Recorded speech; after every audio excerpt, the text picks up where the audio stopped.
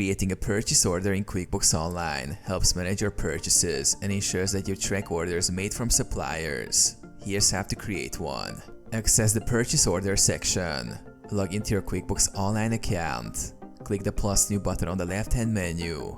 Under the vendor section, select purchase order. Enter vendor information. Choose the vendor you're ordering from the drop-down list. If the vendor isn't listed, you can click plus add new to create a new vendor profile. Fill out the purchase order details. Order date. Set the date of the purchase order. Delivery date. Specify when you expect to receive the order.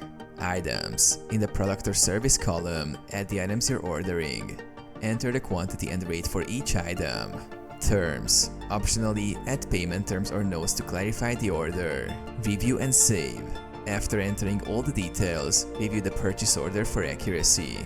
Click Save and send to email the purchase order directly to the vendor, or save and close to keep it for your records.